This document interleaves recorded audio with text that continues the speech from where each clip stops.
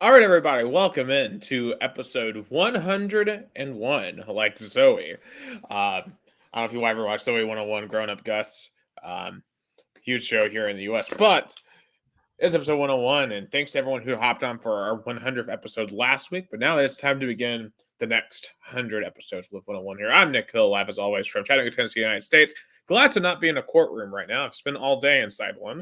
Joining me down in Americana, Sao Paulo, Brazil is Gustavo Tomazeli. Gus, how are you? I'm also glad you're not in a courtroom from working or other things. Working, You're working. yeah, Yep. working, Uh, working. That's what I said. yeah. Yeah, Thankfully, it does not involve me. I'm just covering it. So it's yeah. yeah, Breathe. it's definitely Yeah. it's Go ahead, definitely go weird, ahead. right? Because it's one of those things that a journalist, right, that you gotta do is go and cover trials, and the kind of some covering is definitely very interesting, to say the least. I'm not gonna comment on it publicly since I'm still covering it, but um, you know, it's part of it. This is almost like our Super Bowl, right? Like when we go and cover big trials and stuff. So, um, going to be very Yeah, interesting to see what happens. yeah, it's a big responsibility. Like here in Brazil, especially when something, you know, takes on a public eye and it's ended up being a very, opinionated case. It's definitely a big responsibility, and I bet you're doing a great job. But I'm here in Americana, São Paulo, Brazil. Very humid heat day, rain, stop, ready to talk some sports. Yeah, and I'm here watching the NLCS and Phillies. I thought, the Phillies crowd looks a little bit worried right now, to say the least. Yeah, I am preying on their downfall. I'll say this. Obviously, yes, it sucked that the Braves lost in the NLDS, but man, if the Phillies can go out in heartbreaking fashion like this, blowing two games at home in Citizens Bank Park, I will be over the moon. Say this because I hate the Phillies, so I hope Arizona can finish this one out. Yeah, in the bottom of the sixth with, I believe, two men out and bases empty. And Uh, I think this would be just such a huge failure too for Philly if they lose this game. oh, But yeah, now, now they got a single, one man on base. wait, what? Where are you at in the game? I am bottom of the sixth, two Bottom. men out. I'm at top of the sixth. Yeah, Wait, no, I hear. Arizona is Arizona batting. Yeah, Arizona is. Oh, sorry, Arizona's Yeah, batting top of the six. yeah, yeah. I'm about to say, oh my god, am I like way behind you? Because I'm like, No, I've got no. top of the six right here. Yeah, top of the six. Hoffman is on the mound. Two men out and one man on base.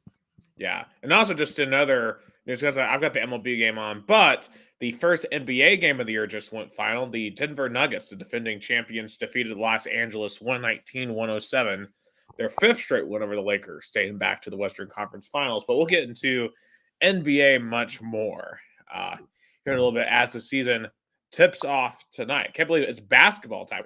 We are now in the rare week where we have football, baseball, hockey, and now basketball. Oh, that's Really? our Christmas. That's it's for American sports junkie. That's Christmas. Yeah, there's no lack of sports any day of the week, even tomorrow, with no playoff games, of course. Uh, there's a certain someone making his debut tomorrow night that we will get into that I'm very excited to see. Oh, But back to baseball, obviously, Arizona and Philadelphia are fighting to win the NL pennant and try to go to the World Series. We know who's coming from the other side. And wow, the Texas Rangers not only won, not only beat Houston, but embarrassed them. Embarrassed. Blew them out of Minute Maid Park.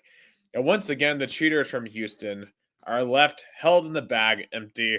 I believe this is what, like their fourth time at home blowing a game seven? yeah, yeah, and like 2019, Houston lost all their home games in the playoffs. Mm-hmm. Yeah, I mean they lost at home to the Braves in 21 in Game Six. Lost at home, as you said, to Washington in 19. Just lost. I think they lost them in 18, right? If I remember correctly. Um, but they've just had a bad history 18 of they beat losing at home. Dodgers. They beat That's correct. Dodgers in 18. 18 they Yeah, beat that they lost 19, 21, and 23. odd years. Odd years in Houston are not great. Of course, this time they didn't Yeah, make the odd World years. Series. That's true. That's a good point I didn't thought about. Yeah, but obviously for Houston, I mean, they're still consistently a great team, right? They've made the ALCS 7 straight years. I mean, I don't know. I mean, I guess the question is, how much longer are they going to be able to keep that up? Is this the end of an era for the Astros, or is this a team that's just going to be coming back to the same place again next year? Yeah, I don't think the Astros are going anywhere. They're still going to be a team that's going to fight, uh, and be a contender. But the, I mean, the question is, how long this dynasty is going to last? Because if you think about it, they are in like what year eight, like 2017, 2018, 2019, 2020, 2021, 2022, and 2023. So they are in the end of year seven. How long this dynasty's gonna last? Yeah. Also, shout out to Claudemiro Pedro. It's a spectacular good night, my friends. Oh, you got it right. You got Yeah. it right. You Yeah. got it right. He's from Limeira, São Paulo. He's a Palmeiras fan. He's a great guy. Shout out Claudio Miro Pedro, our fan, uh, joining us. He also says shout out to Sandra and Rose, also listening to us as I well. think of the Drake songs because there's Sandra's Rose. He made a song called Sandra's Rose. So, Okay, yeah. got it. Yeah, I'm glad you pick up the reference. But back to baseball. I mean, first of all, uh, controversial decision about the upholding the 2 year 2 game suspension. I believe the Rangers player. I forgot his name. Um, Brian Abreu. Yeah, Brian that one. Abreu. That one. Yeah, at the end of the day, I'll say this, when it comes to throwing intentionally at an opposing player, I mean, you can't really just let that happen, right? Because I mean, people used to die from baseballs getting thrown at their head. Like in the early 20th century, there were numerous examples of people getting killed in the head by baseballs. There's a reason why they wear helmets, and now getting hit in the head is a really serious situation. So I understand why the MLB is very stringent about this particular situation. But at the same time, a 2 game suspension in this scenario seems really harsh. I think a 1 game would have been enough. Let them come back for game 7. I mean, this is literally the end of the season. All the Marvels, they've worked all year for this moment. Um, but I mean, I don't think it's the most egregious thing MLB's ever done. I mean, it's not as egregious as like Barry Bonds not being in the Hall of Fame. But the problem for me was trying to make that decision in the middle of the series. You either do it and don't come back, or you enforce it next season. Because the way they did was they punish and then they hold it and then they push it for next year. So it creates a narrative that Astros fans are going to be like, oh, it was rigged, it rigged us, they're doing this because, MLB wants to make it up for, Well, I'll say this though. I mean, this is a relief pitcher. They were already down 9-2 in the 4th inning yesterday. I mean, this guy wouldn't have made a difference in terms of whether or not they were going to win or lose that series. I mean, your starting pitching got rocked, and that's the ultimate point. Ultimately, of the day, the Rangers just had a lineup that was better, that was clicking high, and all of those investments the Texas Rangers made this offseason worked out to their advantage. They showed that you can buy, you can go in as an organization and make it work. So, yeah, Texas was just a better team here. No, and you talk about also pulling your pitcher early. I thought the Astros, the Rangers manager, uh, was a little bit premature taking Mark Scherzer out before the 3rd inning. I thought he should have waited a little bit. Of course, when you win, it doesn't matter. But if somehow it lose, it probably would affect next season in terms of trust. Um, but I thought for me I would have kept Mark Scherzer longer.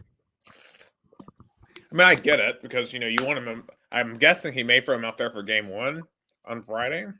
Yeah, So I mean, I get it, especially when you have a large lead like that. I probably would have let if he's playing well, especially like the way Scherzer was playing, maybe let him ride another inning or two at least. But like in the postseason, you don't want your starters riding a lot until the very end. Like if it's game seven, let it ride in the World Series. yeah, Let it ride. like Manalytics, not analytics in the postseason. Manalytics. Exactly. Don't overthink things. I'll be curious, and I feel like the World Series is going to come down to whoever overthinks it too much. And the Phillies go down 1, 2, 3 in the bottom of the sixth, or Arizona to the top of the seventh. South Philly clearly in a state of panic right now. I'm yeah. Also, Claudemiro says, "Go Palmeiras, go Leo in Inter de Limera, Yeah, Brazil." Lion is the mascot for Inter de Limeira, the soccer team from the city of Limeira. Okay, Shout Leo out is Lion. Lion. Leo Yeah. is Lion. Okay. There's not much. In the top of my head, any is there a team that has a lion as their mascot? Oh, the Detroit Lions, I guess. Well, it's Detroit Lions. There's the Penn State Nittany Lions. Mm, Um, I mean, just here locally, there's high school Red Bank Lions. no. But I guess there's more tigers than lions in America. Oh yeah, but it's kind of weird because like the Lions, I think, in the American Conference are just as ferocious. Also, shout out to Fana Gar. Yeah, that's Fana Garré, Silvana Garré. Say Fana good Gar. night. Yeah, he said "tamo junto," which means like we are here together. Like she's uh, praising. She says that she's sharing the podcast. We appreciate Claudio Miro, Absolutely, Pedro, we love it. Silvana, loving it. You guys. I hope you guys can take this opportunity to learn a little bit of English because it's an English speaking podcast. But we're gonna talk about Brazilian sports later in our podcast. But back to this Phillies Diamondbacks game seven. I I think I don't see the same energy as Philly had in previous home games. And for me, I don't know. I think the Diamondbacks. I didn't thought they're gonna come back and from their 3-2. I thought Game 6 was the game that the Phillies should have get done, and they didn't. Right, because you remember the Braves won in 21. What do? They beat the Dodgers in Game 6, with the Astros in Game 6. You got to win Game 6 if you're the underdog. Well, maybe not the underdog. Phillies were not the underdog here, but when you have a chance to go up 3-2, win Game 6. Do not let Game 7 happen. And I think the Phillies, I think they've lost their energy. I think Arizona's going to finish this. And if we have an Arizona Texas World Series, how do you think that would play? I think Texas would win it in 5, personally. Texas winning in 6. I think 6. Yeah, of course. If Philly now, let's just say Philly wins, what do you think? I think that's more like Texas in 7. Yeah, I think no. Then I think it's gonna go to Game 7, and then anything can happen, man. I still don't know. Like if the Diamondbacks advance to the World Series, the Rangers for me is the favorite. But if the Philly advances, then it's gonna be to it's gonna go to Game 7, and then I still wanna think about who I'm gonna pick.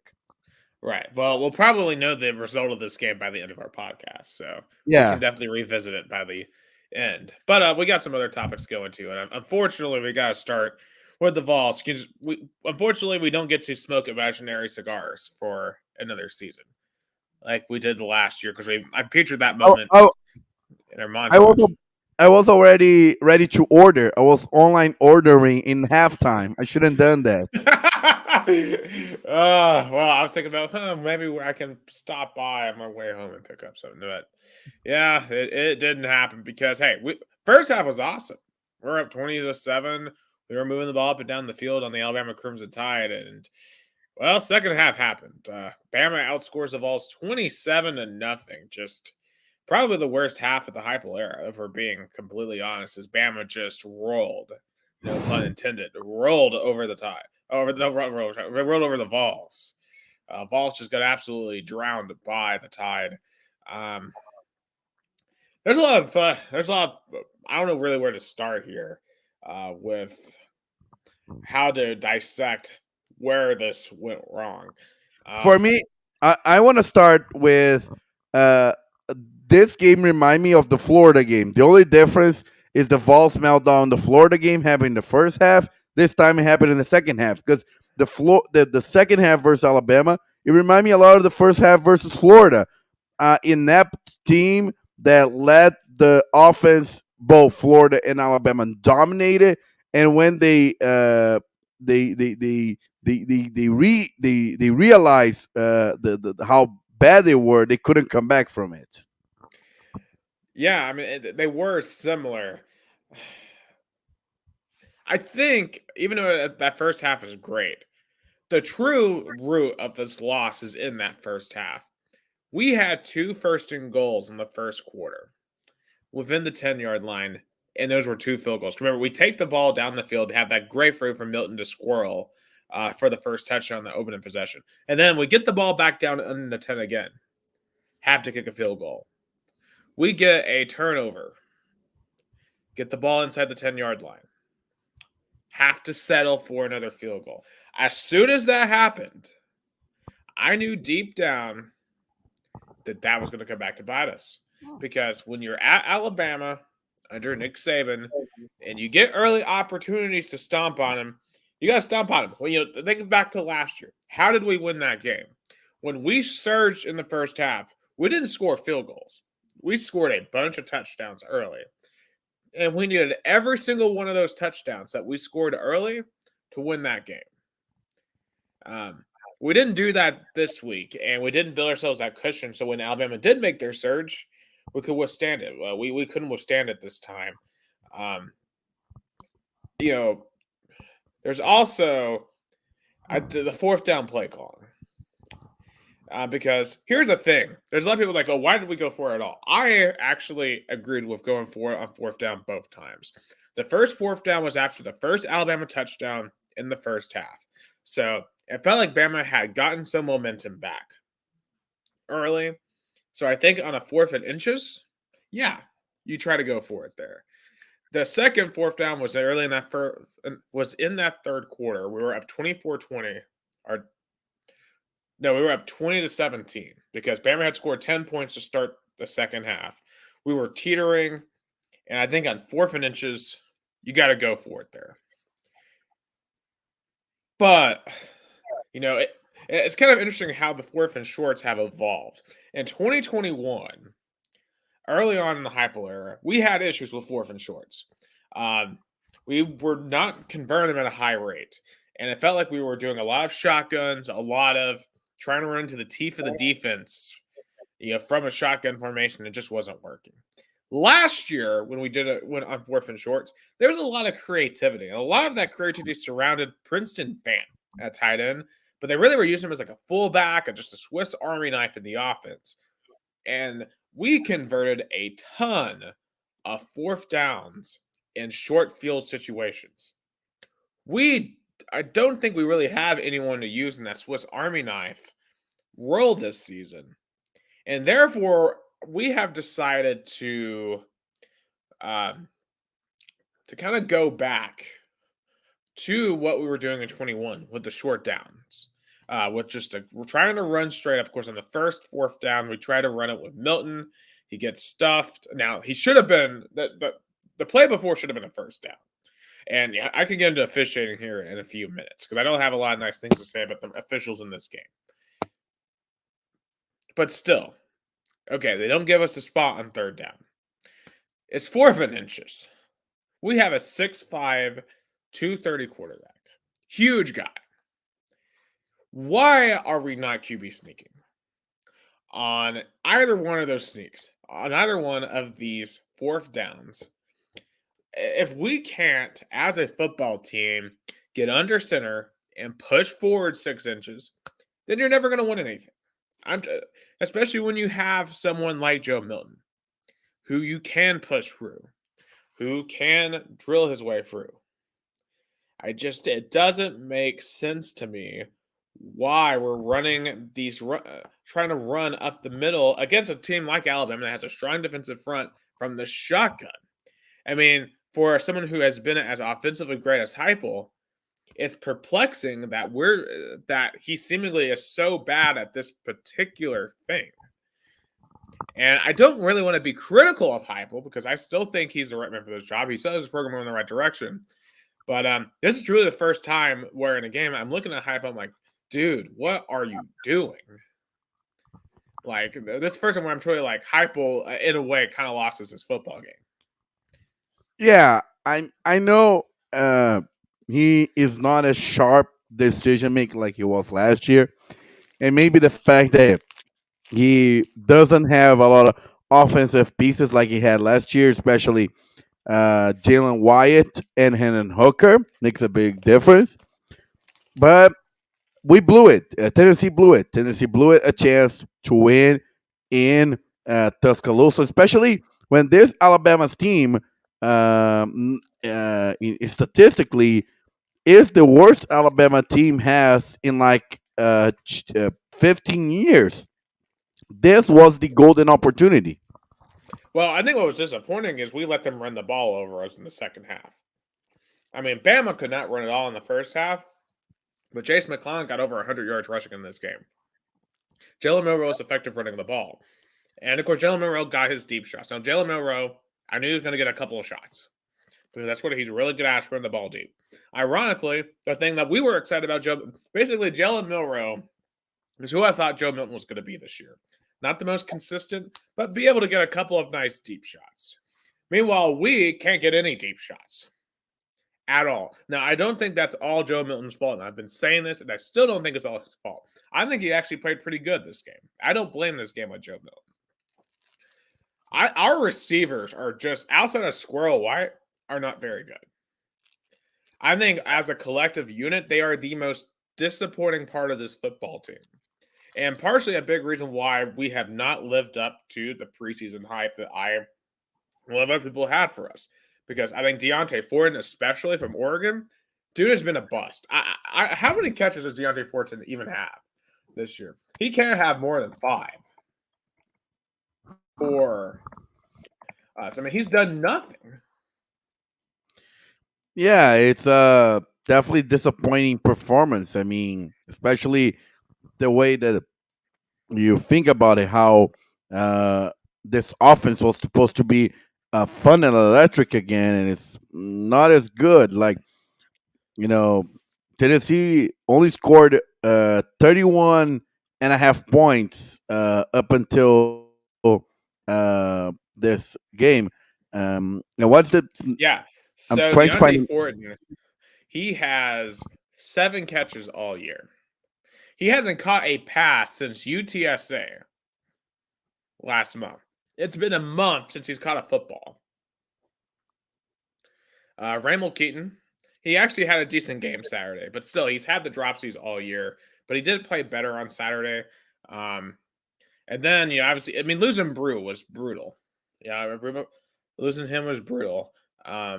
But, obviously, Caleb Webb, and Chaz Nimrod. I mean, they're not the level of wide receiver that we need to be elite. At the very least, the good news is on that front, we've got a 5-star receiver coming next year, so that's at least good. Like, Squirrel White almost in terms of yards receiving, he almost had like all the total yards that the Tennessee receivers have is 1,546. Only Squirrel White has 416. Like, he almost has a third of the receiving yards that all Tennessee receivers have. Yeah, I mean, it's just been, frankly, it's been awful. And I know Some of it's on Joe, some of it's on the receivers. Um, but I almost think it's even more on the receivers here because I know Joe can still throw a deep ball like no one else's business. Um, but there's no one down there who can catch it. And all the people who are screaming for Nico to come in, uh, how would Nico make these receivers play better? I mean, Nico is magically going to get these receivers open.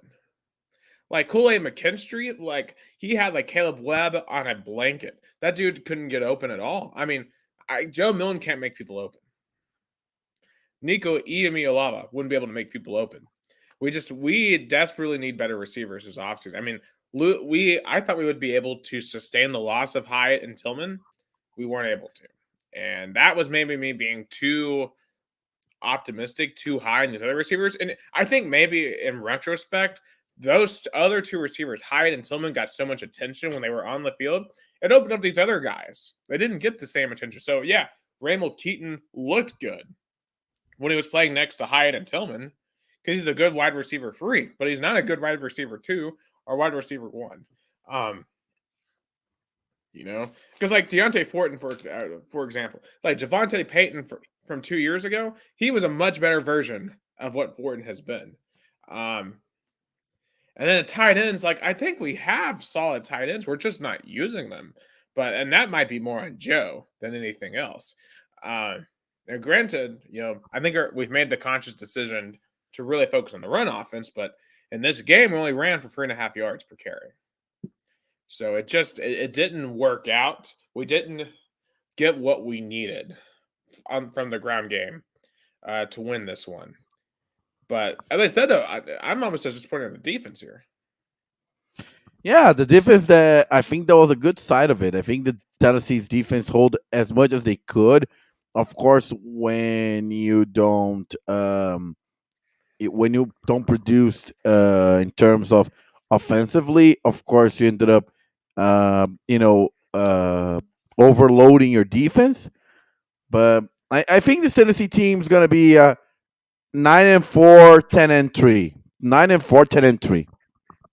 Yeah, I mean, I think that's pretty much where it's going to go at this point because, I mean, as you said, the SEC East, unless some crazy stuff happens, like Georgia would have to lose a game.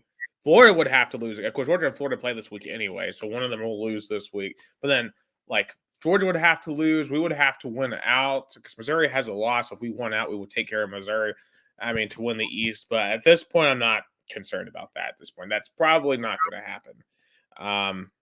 Because my goal, I wanted to get to that Georgia game with 1 or no losses. And, we have failed in that mission, unfortunately, to do that. So they have failed my preseason goal, which sucks. Because I still feel like this team is still pretty good. And it's still better than the vast majority of Tennessee teams. I mean, I would have killed to have a Tennessee team at any point in my 4 years of college to be 5-2. Would have killed for a record of 7 games of 5-2. But especially 2020. Yeah, especially 2020. In the SEC year, that would have been incredible. But I think it's definitely just recent. It's the victim of recent success. If this were 2 years ago, at 5-21, we would be, oh yeah, this season is an overwhelming success. But this year, after last year, it's like, well, it feels underwhelming because we were 7-0 at this time last year. We were top 3 in the country. I think, I've seen some people start to say, well, Heupel's not the right guy. It was a fluke. Heupel is never going to win the SEC. Guys, do you realize where this program was 3 years ago? It almost served basically a death penalty. Heupel wasn't supposed to be this good this fast. I said when we hired him, it was going to take 5 years for us to be competitive. We won the Orange Bowl in year 2 with Josh Heupel. I'm going to give Josh Heupel the benefit of the doubt when it comes to running this football team. I think he made some mistakes on Saturday, but every coach makes mistakes. Like last year, Nick Saban, why didn't you get a corner on Jalen Hyatt?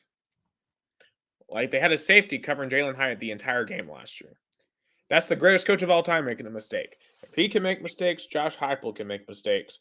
Just don't make them all the time. And Josh Heupel has proven that he doesn't make them all the time. And for me, think about it. How patient Tennessee Vols fans were with Butch Jones. How fans were patient with him. Well, yeah, and he never delivered results. Like Heupel's already delivered results. We don't have a losing streak to Bama right now. I mean, yeah, we lost, but we don't have a losing streak to them anymore. We don't really have a losing streak to Florida anymore right now. They have a losing streak to Georgia, but that started before Heupel. Um, you know, we're in a spot right now where we're beating everyone that isn't Florida, Georgia, or Alabama, which might be the most infuriating spot. You know where like Tennessee is right now? Tennessee might be the SEC version of Penn State. And we'll get into them in just a moment. Because Penn State, they can't beat Ohio State, they can't beat Michigan, but they could beat everybody else. Is Tennessee cursed to maybe become that version where we can't beat Florida, Georgia, or Alabama, but beat everyone else? I'll say this though. I feel like maybe recently because under Butch Jones, we beat Georgia and Florida. That's as crazy as it is. And we beat Georgia that was already under Kirby Smart in Athens. Right. Right. We did. Now, granted, that took a miracle, but hey, we did beat them on a miracle. Um, but in any case, no matter the idiots that you see online, I think anyone who says that we need to get rid of Josh Heupel or is starting to doubt his ability, because here's the thing: you haven't seen the final product. Just wait until Nico's on the field. Wait until we get Mike Matthews in here. There's more elite talent coming. Because here's the thing: you don't really reap the rewards of last year until several years down the line from your recruiting. And And I I think think go what ahead. happened is this year is like 2021. The Josh Heupel had to come in, rebuild. Tennessee that year lost to Alabama, lost to Florida, lost to Georgia, but overall it looked promising to next year. I think, as I agree with you, this is an unfinished product that is going to take over next year. Yeah, and I don't think rushing in Nico Valley right now will fix that. I think No, at not this at point all. you finish it out with Joe. Um, and I still think you can win the majority of the rest of your games. So I still think this defense is pretty good. Um, and I think we all forgot too when it comes to Bama, they still have like the most talented roster in the country. So we were 9-point underdogs for a reason in Tuscaloosa. So I'll just have to take this one. We woulda, coulda, shoulda. And also, not to belabor this other point, but officiating was bad. It just was.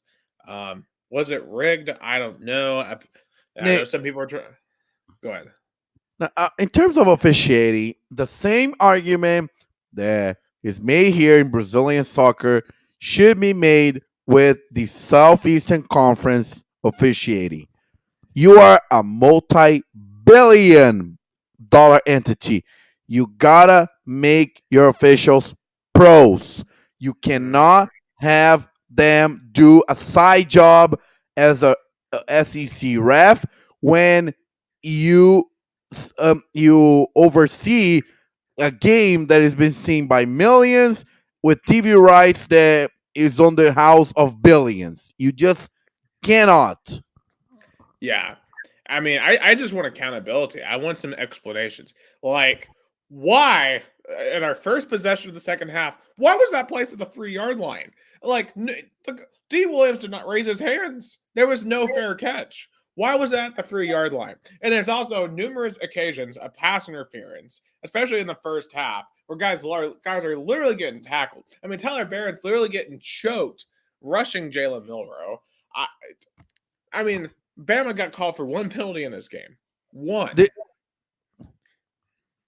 and I make this point to the NFL too because, and it should be in college too. If pass interference remind me a lot of the handball in soccer in Brazil, is a lot of underinterpretation of the referee that is on the field. Is not clear what is and what isn't pass interference. Like the handball, there's handballs that some referees give, and the same handball referees don't give.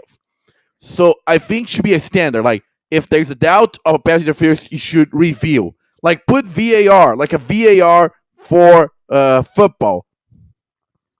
I mean, it just felt like there was almost an overcorrection because last year when Bama came to Knoxville, they had 17 penalties.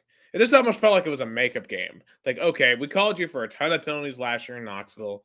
Now we're not going to call you for anything in Tuscaloosa. I mean, that's what it felt like. And I'm not saying that they should be called for a penalty on every play, but man, it was just and some of the calls too, like Joe Milton in the first half, that was clearly a first down, clearly, and they spotted the ball back like a yard. I mean, there's just so many officiating failures. I mean, I don't know if you saw Heupel's answer when someone asked him about it. He just stood there. He sat there in silence for like 15 seconds, and it said, "Does that silence answer it? Good. Next question." That's all yeah. he didn't want to get fined. Remind me a lot of Brazilian soccer. I saw coaches that also gave this non-verbal, breathing heavily answer of I don't want to talk about it officiating because I might be punished, and you know, but the same argument that is made in Brazil, Brazilian soccer, I ain't gonna make it in the SEC officiating Yeah, until but what I will say, go ahead.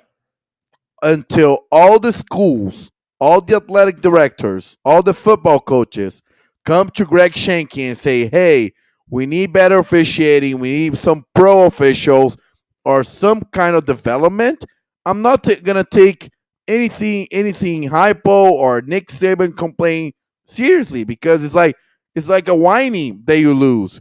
Like if you want to improve SEC officiating, ask for improvement in March, not in October. Yeah, I hope this like rears its ugly. Imagine like this, stuff like that happens. Like let's say Georgia and Alabama make the SEC title game, and let's say Georgia gets screwed because of stuff like this. It may take something like that, like SEC doesn't make the playoffs or something. Like I don't know. It's gonna have to take something super drastic for it to change. But the point I was wanting to make. I mean, to anyone who might not be a Tennessee fan who think I'm just whining about the refs, I will concede that Tennessee made plenty of mistakes that earned them the loss of this game. But I wonder if some of those would have still happened if the game were officiated more fairly. Like especially early in the second half with the fair catch deal and just everything else. Because I mean those type of calls turn the momentum away from Tennessee. Now you have to get the momentum back, which we just were never able to do. So officiating is not the reason why we lost this game, but it didn't help.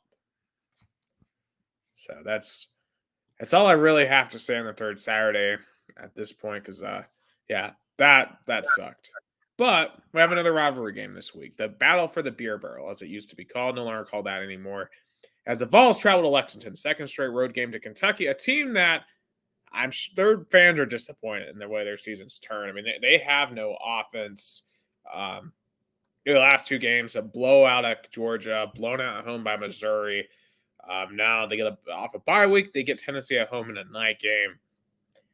Certainly an interesting game. I think with this game, a lot of this depends on the mindset of both teams. I think Kentucky, they got to see this game, I think, as their Super Bowl. Because like if Kentucky does not beat Tennessee, this season I think is a complete loss for them. I think it's a complete and utter failure for the Kentucky Wildcats. On the flip side for Tennessee, how do they respond from this loss? Typically, the thing I have really appreciated about Heupel, after really tough losses, like South Carolina last year, 63-38. We came back the next week, beat Vandy 56-0. Florida earlier this year, we came back, blew the brakes off UTSA and South Carolina in the next 2 weeks. We have come back well. But I think the narrative for Heupel in this Tennessee program, can you win on the road? Can you win a tough road environment? You've lost your last 4 true road games now. South Carolina, Georgia, Florida, Bama. If you lose at Kentucky, then I don't want to make a bad narrative about Josh Heupel, but the narrative's going to have to be you can't win on the road. And I feel like you're in real danger of getting into that narrative if you don't win this week. Yeah, especially the way Tennessee loses on the road. Having bad, really like in Colombia was a really bad first half. In Gainesville was a really bad first half. In Tuscaloosa was a really bad second half. So it's like Tennessee only shows up half of the game on the road. They got to Yeah, show up in the full game. exactly. Exactly. And we need to see a full one this week because if they show up and play well, this is a game they can absolutely can win. And a game, really, I think they should win. I think Tennessee's a better team than Kentucky. I think Kentucky's offense is very mid outside of Ray Davis. He's a great running back. But I still think Tennessee's a pretty good rush defense. Now, they didn't really play well this past week. But I think this team can really contain Ray Davis and try to make Devin Leary beat us. And Devin Leary is not that good. He's a worse version of Will Levis for Kentucky. And I think if you can get to him, get some pressure to him, I think their passing game can be very pedestrian against Tennessee. I expect this to be not the highest scoring game in the world. Kentucky's defense hasn't been impressive the past few weeks either. I mean, Georgia ran up and down the field on them. Missouri ran up and down the field on them. Um, obviously I don't anticipate us throwing the ball around the yard because we don't have the passing game for it this year. But I think we can establish a really good running game and just run it down their throats. And that's what I want to see. Run it down their throats Saturday night. Because if we can do that, stop them in the run game, then I think you have a success for a W. But if they outrun us, then that's when the upset could happen. And if we lose at Kentucky, the rail, it's one thing to lose to Florida and Alabama. That's disappointing enough. Lose to Kentucky, the rails can the wheels can come off the rails pretty quickly. Yeah, I know I'm being too early, but according to the Tennessean, uh, in terms of bowl predictions, Tennessee is gonna play Miami in the Gator Bowl. That'd be an interesting matchup. It would be. Yeah, I'll definitely go Which really since do. I'm in. Yeah, because if they go 2-1, they go 2-1 between Kentucky, Mizzou, and Georgia. Assuming they take care of UConn and Vandy, that's 9-3. So 1-2 puts them at 8-4, and that's when you're thinking about RileQuest Bowl. Yeah, that's gonna make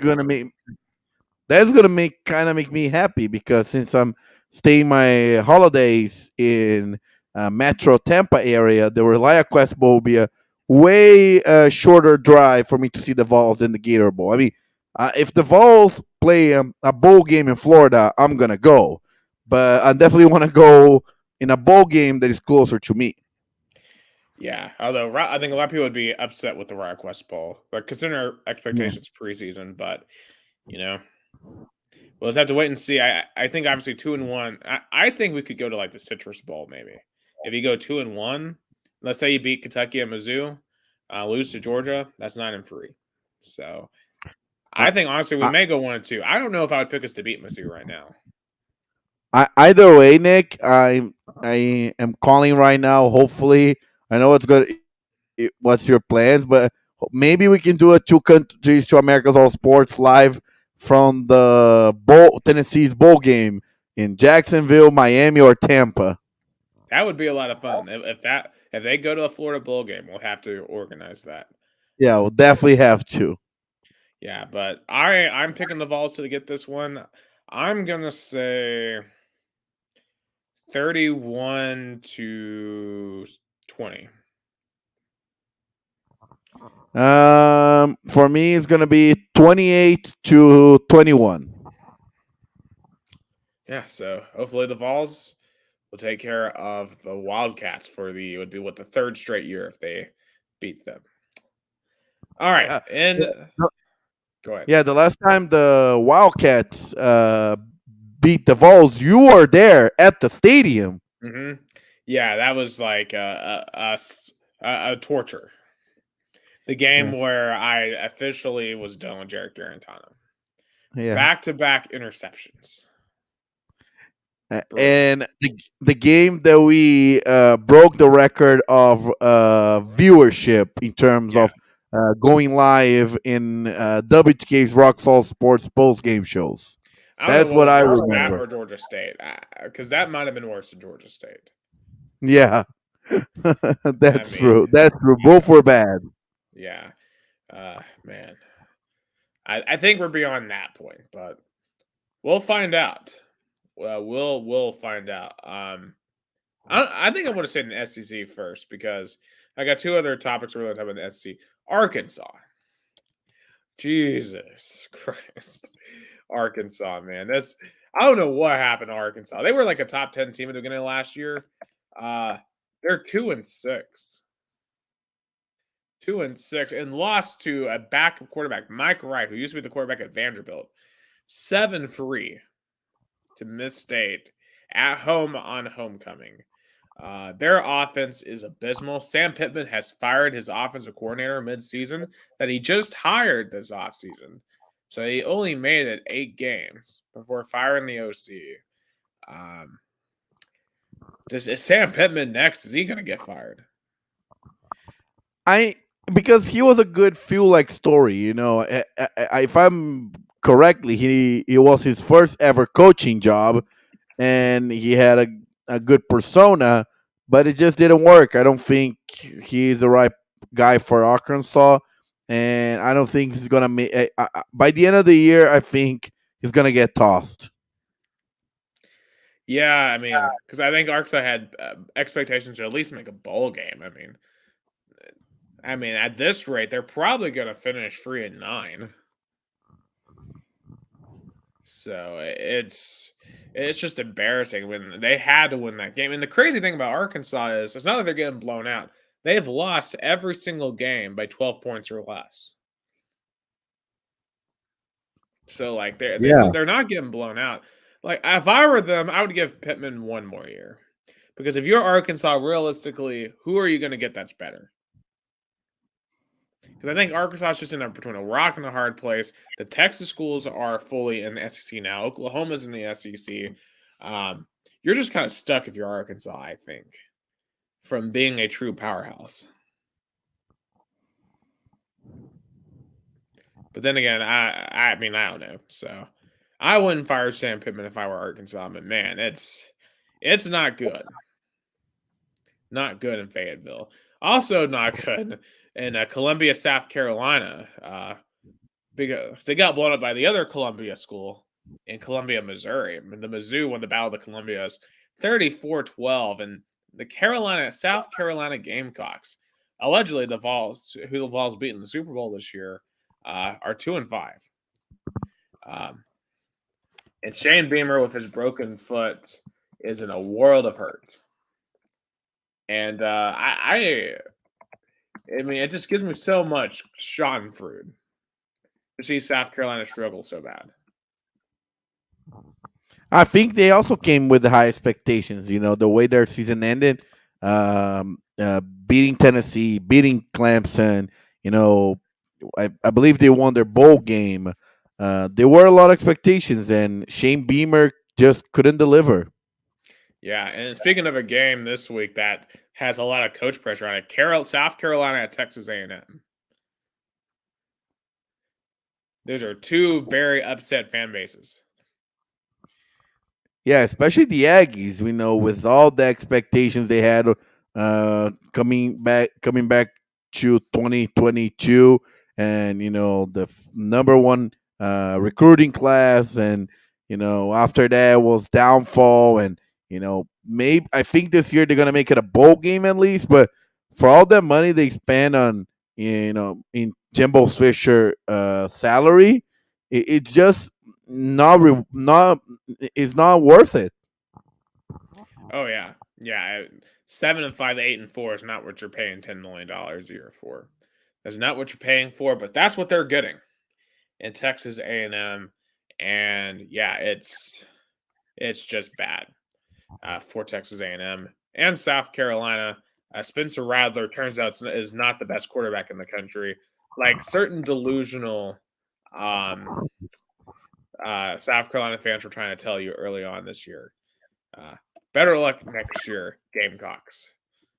That's all I have to say to that. And I hope you enjoy your bowl game. But wait, you're not going to be at a bowl game. So I love to see it.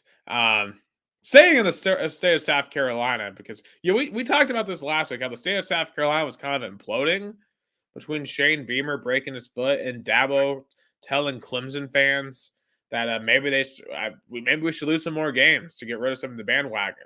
Well, Dabo has topped himself because they lost in double overtime to Miami. Yeah, Miami, the same team that didn't know to kneel a few weeks ago against Georgia Tech. And they lost on a really embarrassing double overtime play. Like, they scored a touchdown, had to go for 2 to tie, and it's into triple overtime. And they decided to run Cade Klubnik out wide on a boot and lost like 10 yards. I don't know what Clemson was doing. Just an awful play call.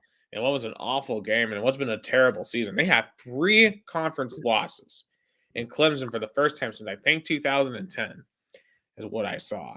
I mean, this is the worst team in Clemson in about 15 years. And Dabo did not make things easier for himself in the press conference. Take a listen to what he just had to say. So some coaches have employed sports psychiatrists. Have you ever done that? Oh, we got him. He's probably on suicide watch right now. Yeah. We got him. So again, just sometimes things don't go. I mean, I'm sure things have not gone the way y'all always want. Maybe in your professional career from time to time, maybe you had a plan, you worked hard, and you did everything, and it didn't go the way you want. Well, I mean, you know what? You just gotta keep moving. You got to keep going. And so you got to, in a team environment, you have a decision to make. You stay together or you divide. So some coaches have employed sports so psychiatrists. People obviously were very offended by the suicide remark about the psychologist. And, he had to come back and apologize for that. It just goes to show that right now the Clemson program's in complete disarray. That you got a leader who at the hip is just completely I think we've lost Gustavo. There he is. A leader at the wheel that just is, I think, kind of out to lunch. Because you asked me before the podcast, Gus, that Clemson is kind of what happened to Clemson. Yeah, I guess on if I ask you this question, but for me, the only thing I can compare to is what happened to Bobby Knight in Indiana. He got a lot of praise, did a fantastic coaching job, but didn't adapt. Bobby Knight with the one and done, and now Dabo Swinney with the transfer portal. And I'll say adapt like fully embrace or know how to use it, or at least don't pound to it. And also, you just lost touch. I think both also lost touch. So for me, I feel like and it's sad because Dabo Swinney, like 5 years ago, was supposed to be Nick Saban's replacement. And if I ask any Alabama fans, they wouldn't. Nobody would consider his name to replace Nick Saban if he retires. Yeah, he's gonna have to let go of the transfer portal thing. Like he's gonna have to use it. Everyone uses it. Everybody uses the transfer portal. And when you're Clemson, you have high level of talent. All you have to do is start plugging some holes. And right now, this team has a lot of holes, particularly at the back end on defense. I mean, they made Miami look good on offense.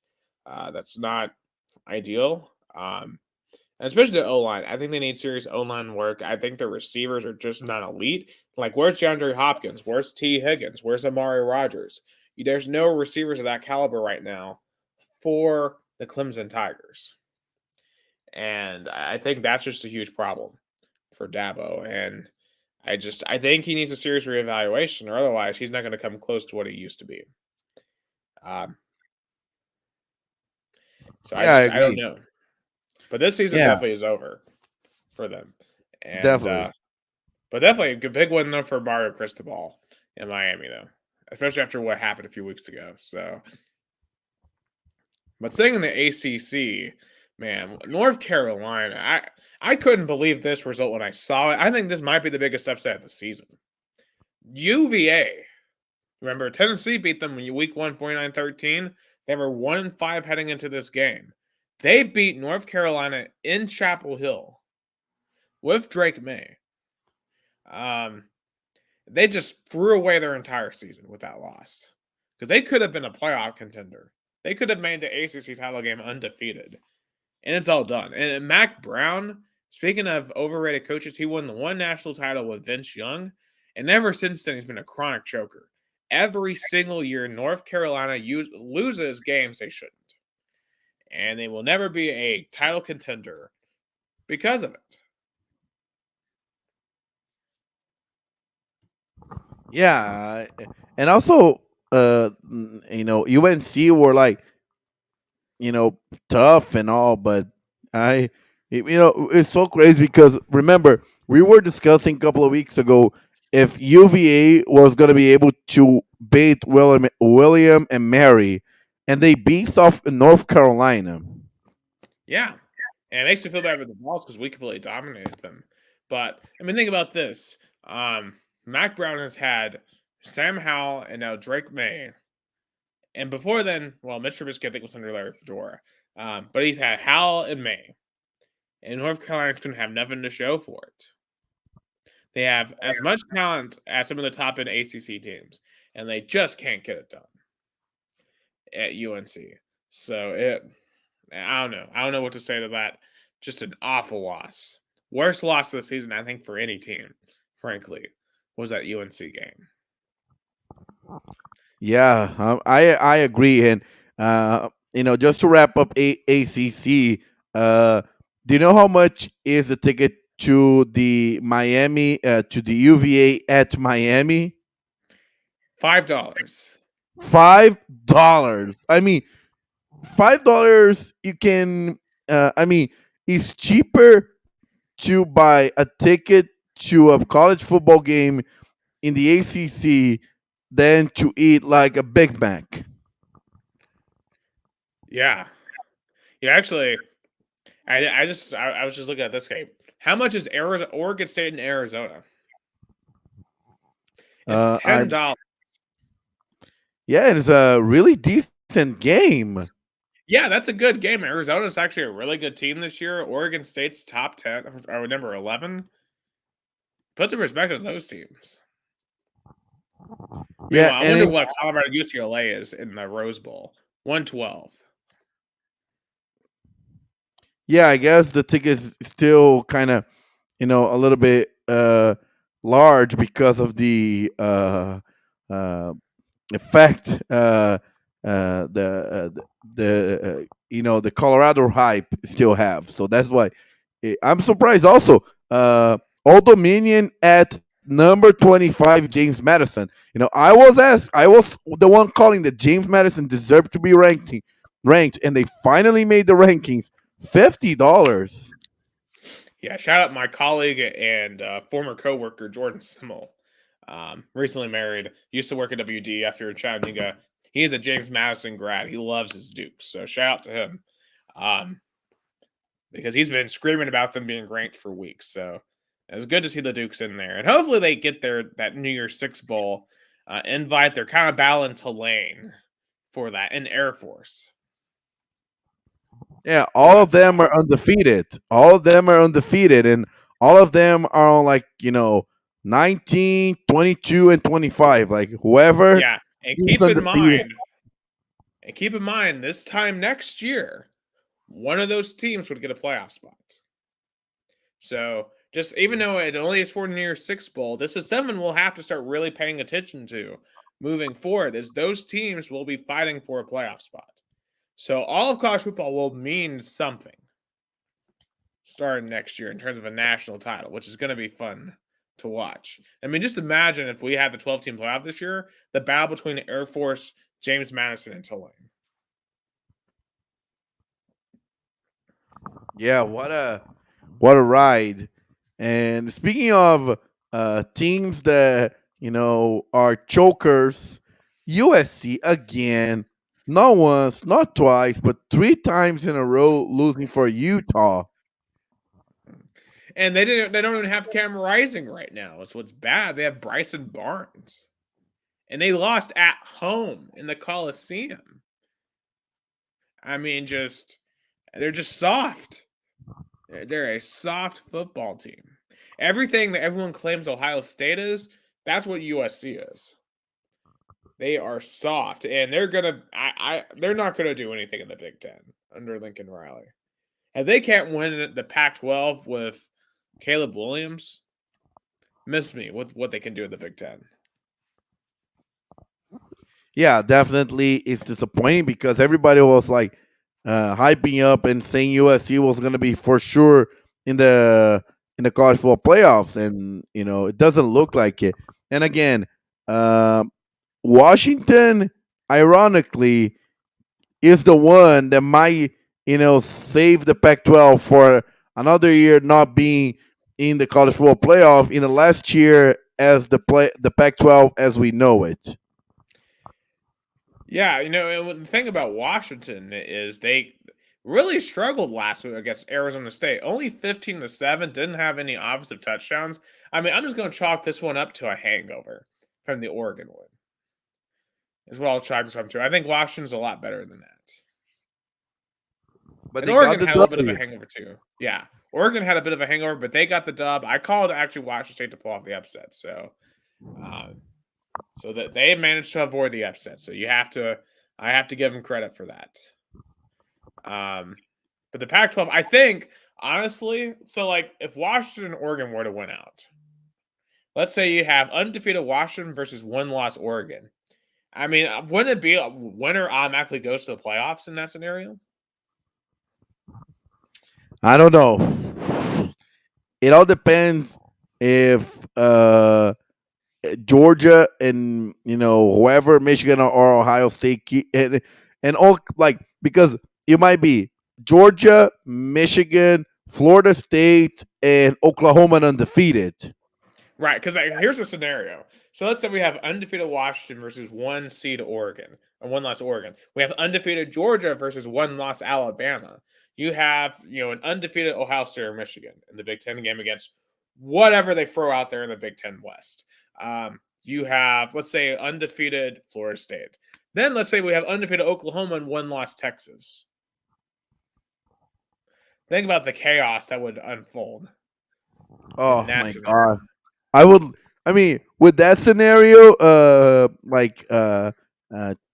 conference championship Saturday would have been nuts. Oh yeah, we are shaping up. Except for the Big Ten. Big Ten, I'm glad they're getting rid of divisions. The Big Ten West deserves to die. I mean, Yeah. Iowa losing to Minnesota at home, 12-10. I mean, can Iowa please get a real offense? I'm begging Iowa, please fire Kirk Ferentz. Not Kirk. Well, maybe Kirk Ferentz. Definitely Brian Ferentz, his son. Please go get a real OC. I'm not even an Iowa fan. I'm wearing the Iowa colors, though. Please get rid of your offensive coordinator. Yeah, he's been incompetent for years. Yes, please. I'm just begging you. I mean, I'm sad for you. I guess now that we're moving into Big Ten as well. But before we go into the games, I do want to bring up this whole Michigan deal. I talked about this last week about how we didn't think it was that big of a deal, but people are still making a big deal about it. Apparently, this guy bought like over 30 tickets over 30 games, and apparently there's video evidence from NCAA of them like filming the other team's signs. I could see why that would be an issue for college, but still, what I'm saying is, couldn't they just pick this up on TV? I don't really understand what they're gaining by going to these games. Yeah, and like if you want to do a scheme, like I don't know, like get yourself a luxury box and try to get a high level camera or something. Like it was too obvious. Absolutely. Well, too amateur. Too amateur. Yeah, I mean, it's just amateur hour in Michigan, period. I mean, it doesn't seem like it was the wisest use of resources. We'll see if this backfires in Michigan, but also Michigan State, too. Amateur hour. You see where they put up a trivia question about Adolf Hitler in their pregame against Michigan? Like, it's amateur hour in Michigan. And of course, Michigan State's been amateur hour all year. Yeah, Michigan State is the one who wants the college football season to end. I think college Michigan State fans are like, please, 2023 college football season just ends. They're where I was in 2020. I mean, could you imagine being a Yeah. Michigan State fan? Even this awful, you had to fire your coach because of a sexual assault situation. At least alleged. There's some people running around saying that never happened. I don't know. I'm not going to get into that. I don't know all the details. And then you have your trivia. Imagine you're Michigan State. You're walking into East Lansing, knowing you're about to get destroyed by your arch rival in Michigan. You walk in, and you see freaking Adolf Hitler on the scoreboard. I would just turn around and leave. I'm like, well, what point? Like, why am I here? You know? Yeah. And That- according that's to the insane. and according to the Associated Press, Michigan State athletic director Alan Haller said that he has suspended an employee involved in not allowing this incident to happen. You know, Yeah. I imagine Alan Haller like is in hell. Like he just cannot catch a break. This guy just cannot catch a break. He's like, okay, we're gonna lose to our rival. How I'm gonna be screwed? There it is. Yeah. All right. Hey, at least college basketball starts soon for them. Tom Izzo will come and save the day for MSU. But that's pretty much the only thing saving the day these days at Michigan State. Meanwhile, their fan base is running around wanting Urban Meyer. But I'm here to tell them Urban Meyer is not going to Michigan State. You're going to have to find someone else. He's like their John Gruden from Tennessee from way back. How Tennessee, Oh, every coach yeah. church wanted John Gruden. For Michigan State, it's Urban Meyer. Yeah, Urban Meyer is not going to East Lansing. I mean, if he wants, he can even have the Ohio State job back, or even the Florida job.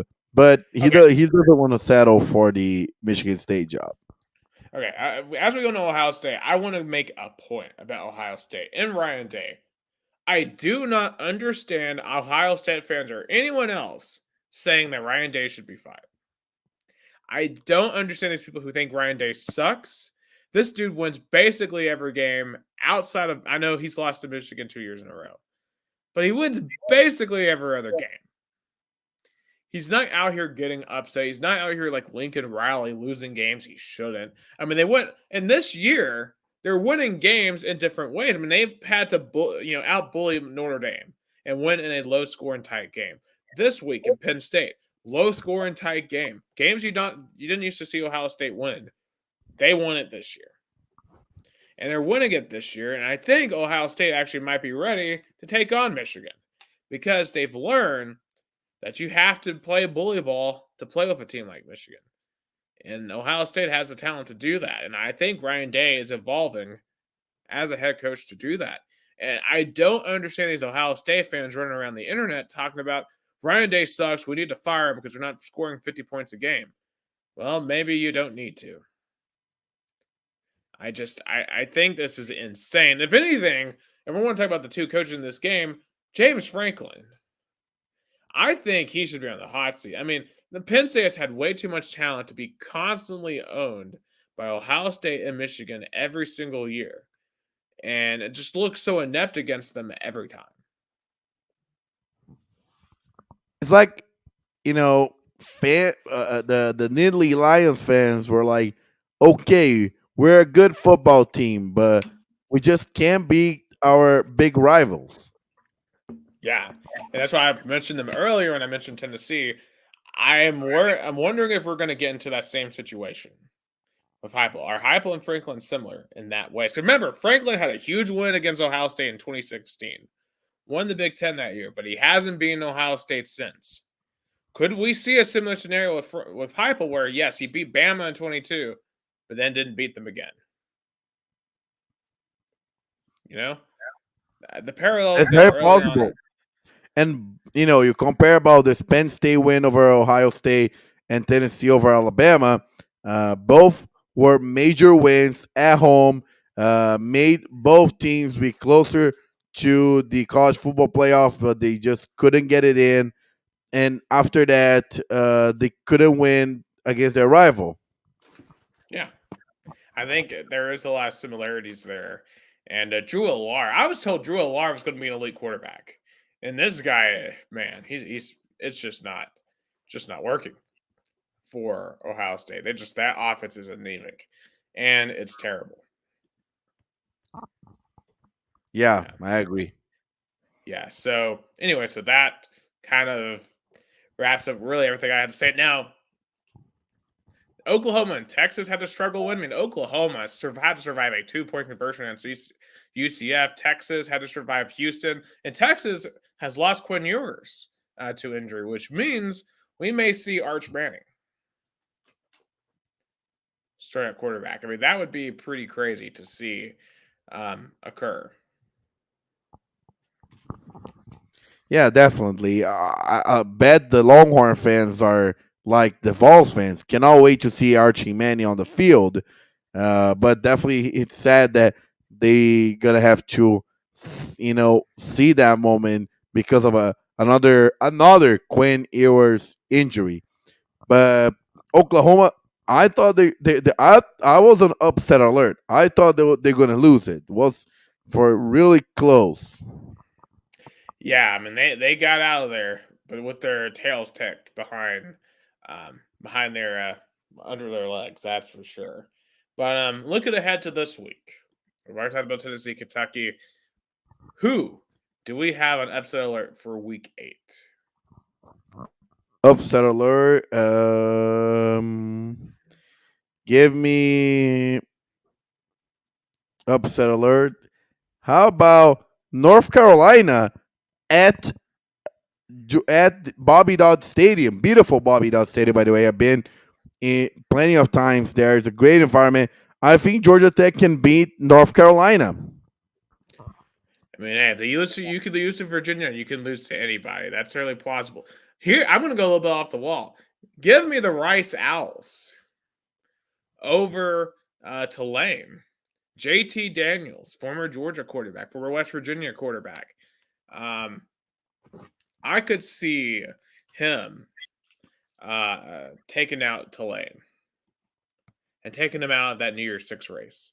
So that is my off the wall prediction for an upset this week. What about an underrated game? Underrated game. How about the one that you mentioned, especially with ticket prices really low? Oregon State at Arizona. Yeah, I think that is going to be a super entertaining game this week. And in terms of underrated game, a team that we haven't really talked about because I mean they're irrelevant. But shout out to the Nebraska Cornhuskers. They host Purdue this week. They're 4-3. They win 2 more games. They're making a bowl game for the first time in like 7 years. Yeah, the last time was in the 2016 Music City Bowl that they lost to the Tennessee Volunteers. Yeah. And also, I think in terms of underrated games, how about Marshall at Coastal Carolina? I think that's going to be a super entertaining game. Wyoming and Boise State to me also seems kind of interesting. And for anything else, Boise State, this feels like a last stand moment for them because they have been just awful by their standards. They're 3-4 right now, and they blew a 3 touchdown lead in the span 4 minutes in their last game. So I think that game is huge because Wyoming's been very good this year. So Wyoming, Boise State, Purdue, Nebraska, some games to keep your eye on, I think. Anyway, let's pick some games here. Number 6, Oklahoma, traveling to KU, Kansas. Kansas was ranked a few weeks ago. They're not right now. Big noon kickoff. Can the Jayhawks pull off an upset? Of course, shout out my friend Italo Costa. He is a KU graduate. I have been to Memorial Stadium, beautiful stadium, by the way. Yeah, give me the Jayhawks. That's the game I'm gonna make a bold pick and pick the Jayhawks. I wish I could agree with you. I'll be rooting for KU, but I just don't see it. Give me Oklahoma. All right. Ohio State and Wisconsin. Yeah, give me Ohio State. Uh, I mean, even the liner is, I mean, too modest. Ohio State is going to be like 48-20. Wisconsin has really struggled on offense this year, but this is a night game in Camp Randall. Some funky stuff could happen. I think it could actually be pretty close, but I like Ohio State. All right. Annual world's largest outdoor cocktail party. Florida, Georgia. Whoa, in Jacksonville, Florida. Yeah. Give me Georgia. You know what? This might be the stupidest pick I've made all year, but no Brock Bowers. Florida has a little bit of momentum. Give me Florida. That might be an insane pick, but I have a feeling. Here's the thing with Florida. I was convinced that they were going to be an awful team heading into this year. I think they're better than what I thought, and man, this is a golden opportunity because Billy Napier is playing with house money. No one expects him to win this football game, but if you pull off the upset, then all of a sudden you are established in Gainesville. So Tennessee's opened the door for him. Georgia, can he break the door wide open? Yeah, I believe it. I truly believe he can. All right. So we only have 2 ranked matchups this week, which feels like that has to be the least amount all year. But one of them is Duke and Louisville. Who do we have here? It's a weird ACC ranking matchup because especially from the Duke side, give me the Cardinals. Yeah, I'm going to agree Cardinals. Riley Leonard, unfortunately, is too banged up right now. But I like Louisville to pull this off at home. Actually, you know what? The more I think about it, though, Duke's defense is really good. Actually, I hate to do this, but I might have to switch. I'm going to go Duke in a tight game. So it's going to go to overtime? It might. I could see it. I think it's going to be a good one. Yeah, but the other matchup definitely is more relevant in terms of rankings. Absolutely. Oregon at Utah. I know Utah's just coming off that win. And that's where College Game Day is going to be. But I do think Oregon will learn some lessons from the Washington game and appeal them to hear Utah cannot keep up with them like Washington can. I think Oregon will get it done. Yeah, I think Oregon is going to get it done. Of course, this game definitely gives a high value for the Oregon team in terms of, getting to the college football playoff. Give me Oregon. Absolutely. So that wraps up college football for this week. We'll see what happened and as we head into November in the very end. And also, I guess there's one last question. Right now, who would you pick as your Heisman? Oh my God, it's not as last year we had so many candidates compared to this year because Caleb Williams is not gonna go again. No, for me, I would pick Penix. Michael Penix from Washington would be my pick. Although I'm seeing a lot of people jump on Jane Daniels from LSU because he's putting up crazy numbers, but LSU also has 2 losses. So I'm not as high on him. I like Penix personally. If Brock Bowers hadn't gotten hurt, I would honestly maybe go for him. But those are just my picks. Maybe Marvin Harrison should get some consideration too for Ohio State. I think he is that important for OSU. But those are just definitely, picks. No doubt. Anyway, NFL. We gotta talk about the Tennessee Titans to let's start off go here. NFL. Yeah, and also we are in the top of the ninth at the NLCS. Arizona 4, Philly 2. So Arizona 3 outs away from taking out Philadelphia.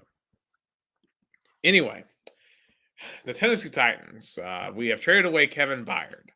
Hometown kid went to MTSU for Terrell Edmonds and a 5th and 6th round pick. Hey, we keep on giving Philadelphia all of our good players. We are addicted to giving Philadelphia everybody for whatever reason. Yeah, I guess the Titans front office did not learn the AJ Brown situation. Well, I think this is a little different because at this point you're in a tank situation, and you're just trying to get as many picks as you can, but only a 5th and a 6th. It just, and I know you're getting a player too in Terrell Edmonds, and Terrell Edmonds has been okay, but like he's not elite like Kevin Byard is. Yeah, it's not as sharp as decision. Yeah, I don't like it. I mean, because you're not getting anything. Like, we only got a 2nd rounder for AJ Brown, which returned to freaking Will Levis. Go figure. And then, you're getting rid of Kevin Byard for a 5th and 6th, and Terrell Edmonds. Just, it's obvious the tank is on. The tank is on for the Titans, and no more evident that the tank is on than the fact that with Ryan Tannehill hurt this week, Mike Vrabel openly admitted in his press conference, we're probably going to play 2 quarterbacks. We're probably going to rotate between Will Levis and Malik Willis. I mean, my gosh, the Titans might not win another game this year. Oh yeah, I mean, I remember when we both picked games for the Titans, and it was like 3 more wins at best. Yeah, so they're gonna be in the bottom of the AFC. Yeah. Starting to start thinking about who we're going to take with a top end pick. I think the most ideal player, there's 2 players I really want: Marvin Harrison and or Brock Bowers. That's who I want. If you can't get a quarterback, we need some offensive weapons, and one of those 2 would be franchise changers. Because this year is done for the Titans. Yeah, definitely. 2023 for the Titans are like over. Yeah. Anyway, and some other results in the main game of the week, Eagles-Dolphins. Eagles pretty much took care of it, 31-17, just physically bullied the Dolphins. Well, the 49ers lost to the Vikings, so the Eagles now have the best record in the league, and right now, can we say Philadelphia is the undisputed best team?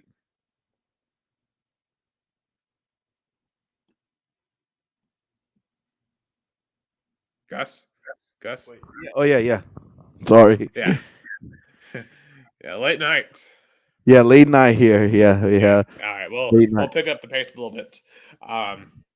Yeah, but I think Eagles definitely right now seem to be the best team. And to me, I think that game was really alarming about Miami in terms of now twice on the road at Buffalo and then now on the road at Philadelphia, they just can't get it done in It's the like, big primetime moments. yeah, it's a team that is a little bit soft, and they are just getting rolled when they face tough environments. Yeah, and on the flip side, the Bills, I think they're frauds. I mean, they lost to the Pats. They almost lost. They should have lost to the Giants last week. I mean, the Bills are full on frauds, and Josh Allen this year just does not look very good. I mean, we saw in week 1, we were literally watching them against the Jets live, him make just awful decisions, and it hasn't changed. I think Brian Dable leaving Buffalo, it was a bigger deal than the fans thought about it. Oh, absolutely. Just it's definitely a serious situation there in Buffalo.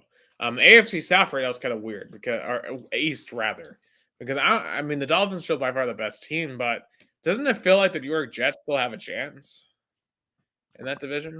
It's Makes it weird, like because the Jets are the kind of team that now with the 500 record, the Jets fans don't know how to feel this season, but they're definitely excited for next season because it's like if with Zach Wilson we can be a 500 team, we imagine with a healthy Aaron Rodgers. right. In terms of fired watch, Josh McDaniels losing to Tyson Bagent and the Chicago Bears 30-12. I don't know why he's still employed today. Should have And been it's fired. great. Like the AFC West, like taking Kansas City out, they're gonna win for the eighth straight year. Raiders, Chargers, and Broncos. I don't know which one is worse. Well, Chargers can't get out of their own way. They can't find ways to win games. The Broncos are just bad, and the Raiders are abysmal. The So, Diamondbacks are 2 outs away from the World Series. oh man, I love to see it. Man, this suckers at Philadelphia. I guess they're going to be dancing on their own again, like they were Yeah. last year. Anyway, also on Fraud Watch, Jordan Love, man, this guy, wow. Just really struggled most of that game against Denver. And for an awful interception to double coverage in the game against them, it's just not working. I see why he was on the bench for 5 years. Yeah, Aaron Rodgers. Aaron Rodgers in this moment he's laughing because he sees that the Jets can be a viable team next season, and he sees Jordan Love struggling. He's like, "Oh well, I told you guys not to draft a quarterback." Yeah. And they're kind of getting what they deserve on that end. Because man, they just don't look good. And Matt LaFleur is going to coach his way out of a job at this rate. Yeah, I'll just kind of skip over the rest of this. Let's go into some picks. Yeah, let's go picks. Start with the Thursday Night Football. It's a okay-ish game. The Buccaneers going to Buffalo to play the Bills. Give me the Bills. I would agree. I think the Bills get back on track. The Los Angeles Rams going to Dallas to play the Cowboys. Give me the Cowboys. If we got rid of Brett Mauerbull, and he got fired today, so he's going to get ready to go learn Chinese. But give me Dallas. The Minnesota Vikings going to Wisconsin to face the Green Bay Packers. As crazy as it is, give me the Vikings. I think you know with Jordan Love not playing well and Kirk Cousins, playing better every week. Give me Minnesota, and the Diamondbacks are 1 out away to the World Series. Wow. Never underestimate Minnesota's ability to beat Minnesota. Give me the Packers. I love that. Your Tennessee Titans hosting the Atlanta Falcons, the battle of the Southeast. Give me the Titans. Hey, some things never change. Give me Atlanta. Ooh, let's see. The Indianapolis Colts hosting the New Orleans Saints. Give me the Saints. Give me the Colts. The AFC East battle. Miami Dolphins hosting the New England Patriots. Give me Miami. Miami. Let me check here 1 second. Another 1 p.m. Game. The Jacksonville Jaguars, the 5-2 and undefeated on the road, going to Pittsburgh to face the Steelers. Give me the Jaguars. Yeah, I'd agree with the Jaguars, but they're starting to take control of the AFC South. That's for sure. After a little bit of a hiccup to start the season, I think they're going to win the division. Oh, yeah. The 6-1 Philadelphia Eagles. Especially speaking of the Eagles, so what are your thoughts on their controversy of a play? There's, I guess, people are asking to be Oh yeah, bended. the Push, tush push. push. The tush Well, I push. love the tush push. I think Josh Heupel should start using the tush push with Joe Milton. I love it. Don't ban it. And the Eagles will use it to push all over the Washington Commanders. Yeah, so give me the tush push team, Eagles. Absolutely. The 0-6 Carolina Panthers hosting in 3-3 Houston Texans. Give me the Texans. I think the Panthers are gonna they're gonna do it like a Lions and gonna go 0-16. Yeah, this is the battle of top two quarterbacks: C.J. Stroud versus Bryce Young right here. But C.J. Stroud's going to get the best of them. Give me the Texans. And to top it off, the 1 p.m. Eastern time games, the New York Derby, the New York Giants and the New York Jets, and the 3-3 Jets and the 2-5 Giants, and the Arizona Diamondbacks are in the World Series. The D-backs eliminate the Philadelphia So Phillies funny. in Citizen Bank Park. I don't think that was gonna happen. I thought the Phillies home crowd was gonna get it done, but it didn't. The Phillies still cannot win a World Series in the modern day. We love to see it. Yeah, enjoy your NLDS wins against the Braves. Those really, really gave you those gave you absolutely nothing, Philadelphia. Literally nothing. So now Texas and Arizona, the battle of the Southwest. Yeah. Officially I'm locking in. Give me Rangers in 5. Yeah, now again, give me the Rangers in 6. Yeah, so Rangers Diamondbacks. Wow, what a World Series. Anyway, back to NFL. Yeah, start the 5 p.m. Eastern time, the 4 p.m. Eastern time games. The 4-2 Seattle Seahawks hosting the 4-2 Cleveland Browns. I mean, I think this game is whoever wins can be really a really playoff contender. Oh, absolutely.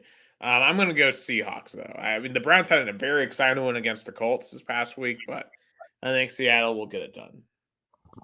I know they got back-to-back really exciting wins. You know, remember in the week before they beat San Francisco, that was undefeated.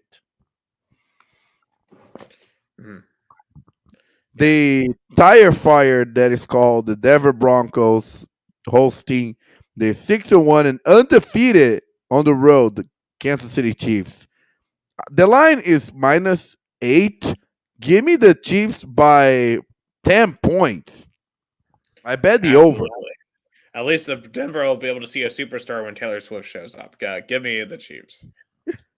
Yeah, that's true. I mean, I guess Taylor Swift is gonna make a trip to the Mile High. Look, I'll be fully transparent. I've had Cruel Summer stuck in my head all week. I low-key do like her music, but man, ESPN, NFL, y'all gotta like let this go down just a little bit. I mean, she's not playing the game. Focus on the players. And Yeah, Travis Kelsey is having like historic games out there. and he's getting rich because he's in every commercial I saw recently. Yeah, I mean, if you think about it, like he literally, I've seen this when Taylor's been at the games, he's been averaging 110 yards. When she hasn't, he's only averaging like 45.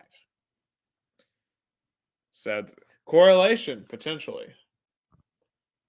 Um, just But bringing how that about? up. But you have the Chiefs also. Yeah. The 1-6 Arizona Cardinals hosting the 5-2 Ravens. The Ravens in the past 2 weeks are the best team in football. Lamar Jackson is playing like his MVP year. Give me the Ravens.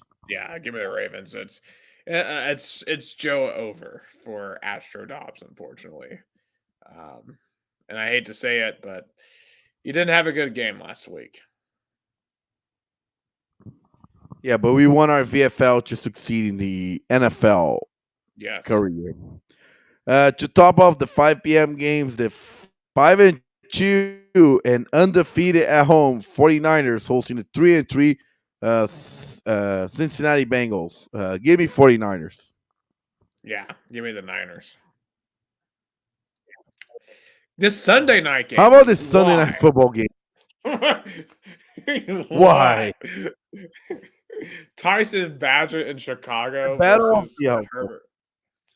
Finally, there should be a primetime game that the Chargers should not be able to. Oh, if the Chargers manage to lose this game, Brandon Staley should be fired immediately.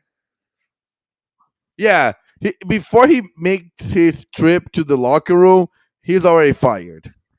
Yeah, Chargers should win. Should. I want to pick the Chargers, but we know how this is gonna go. We know the story, though. The Chargers are gonna find some way to blow this game. You just know it. I mean, if you could blow a game to the Chicago Bears, man, you don't even deserve to be an NFL team.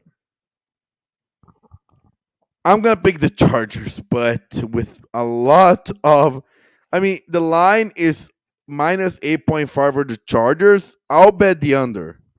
Yeah.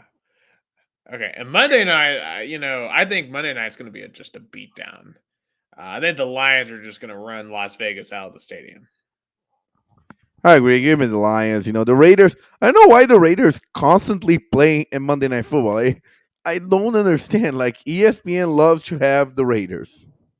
They have a big fan base. They have a huge fan base, but they're just not very good. Yeah, but these primetime games this week are buns. So, we should get Jaguar Steelers or Brown Seahawks in primetime instead. Or 49ers Bengals, honestly, would be a better because that's still Joe Burrow versus the 49ers, Yeah, that's true. There's not much exciting games. The Jaguars and Steelers would be the better because I think that's the only game where both teams are above 500. Yeah. I only think that's the only game where both teams are above 500. There's teams that are 500 against above 500. Yeah. Anyway, so that's some NFL. Quickly, some NBA, of course, as we mentioned earlier. Tonight is opening night of the NBA. Denver won their first game, 119-107. And beginning the second half here in San Francisco, I've just turned it over. You have the Phoenix Suns up by 15, 61-47. Devin Booker has 21 tonight. Kevin Durant with 13. And on the other side, Curry only 4 of 11 shooting, 10 points. Klay Thompson, 3 of 10. Chris Paul in his Golden State debut. Do you want to guess what his stat line is, Gus? You tell me. He is 0 of 6 and 0 of 2 shooting, 2 points. For Chris Paul. Not a good debut night. No, not a good omen. There's no one in the stands either for this. See, this is the thing. NBA just starts way too early. Too early. Who legitimately is going to sit down and watch all of these games? The only reason why I'm even excited to watch basketball this week is tomorrow night for the San Antonio Spurs. Because I want to see Victor Wembanyama play. Because, man, I don't know if you saw his preseason, what he did in that 90 seconds against the Warriors last week in the preseason, where he was blocked free shots, shooting threes, dunking. I mean, this guy, if he can stay healthy, if he can bulk up a bit, this guy could be an all-time great. And I'm very curious to see if he can handle the grind of a long season. Yeah, I think, but what excites me is that Popovich knows how to, prepare those international stars to be NBA stars. If there's a guy who knows how to do it, it's Greg Popovich. Yeah. I think he's going to be totally just the right coach to be able to pull this off. And I'm so excited. So excited to watch the San Antonio Spurs. I think they, to me, will be the most exciting team this year. Of course, the favorites are Denver to go back-to-back. You got Milwaukee, of course. They just got Damian Lillard, so they could perhaps bolster them. I think a team I'm really interested to see this year is the Pelicans. Can Zion make it through a full season? Can he? If he can, then at least they're gonna make the Pelicans playoff viable. Absolutely. But I think another team to really watch throughout the year is going to be the Grizzlies with the whole John Morant deal. Whenever he comes back from his whole gun-induced suspensions, assuming that he can keep his head on straight and avoid more gun-induced suspensions, can Memphis jail as a team? Because I just feel like when it got to the playoffs last year, Memphis fell apart and did not have good team chemistry. They're going to need better chemistry. Oh yeah, definitely they would. They need to. Yeah. I mean, there's some of the teams that I'm definitely looking at. I think the Knicks and Cavaliers could be interesting teams as well. But And 'cause the NBA, both are like in a ceiling that they're good, they're young, but are they going to be ready for the big step? At least making the conference final. absolutely. And obviously, I begin to wonder, in terms of storylines, is this LeBron's last hurrah this year? Because I feel like it might be. Because I know he was trying to get with Bronny to play with him, but of course Bronny had that whole medical issue a while back, so I don't even know if he's going to continue to play ball. This feels like this is going to be LeBron's last ride to me. The last dance. And if I'm LeBron and I'm trying to counter the legacy of Michael Jordan, I'm trying to have a last dance. Like if I go and win a title this year, I'm leaving. Yeah, but it's not going to be easy, especially in the West. Correct. Yeah. But like if he wins like a second title with the LA, a fifth overall, I think that would be narratively comparable to MJ. But it's going to be an interesting season, and it's going to take a while to really understand what these teams are like. As I said, the Spurs to me, I'm going to try to watch a lot of their games just for Wemby, and we'll have to come back and see what we think. And of course, they played Dallas in the first game, and they're going to be interesting too because, man, they had an awful end to their season, and we have to see can Kyrie and Luka truly work together. That's what Mavs fans are wondering. Exactly, because it didn't work in the last year. But we'll have more to come on the NBA. All right, quick NASCAR. Christopher Bell won at Homestead, Miami, and a great finish. I mean, he had to hold. It's just a crazy, crazy race because, Kyle Larson dominated the race. I mean, he can run right up at the top of the wall at Miami like no one else. But he choked on pit road because he was trying to pass Ryan Blaney heading into the pits, but he lost control and hit like at Indianapolis where like the pit road wall sticks out into the track. Like Kyle Larson hit that in Miami, and I don't know how. Like, how do you do that? I mean, just completely threw away the entire race for no reason. I mean, he's fortunate that he's already secured a spot in the Final Four at Phoenix because, man, that would be bad. But what's also bad is Denny Hamlin getting into Ryan Blaney, cutting down his tire and then hitting the wall. Denny Hamlin has 50 race wins in NASCAR, but not a single championship. And it's starting to look like that he might be choking away another chance at the championship. And I think no one has more pressure this weekend at Martinsville. The last race of the round of 8 and the second to last race of this entire season to Denny Hamlin. Hamlin has to find a way to get to the Final Four.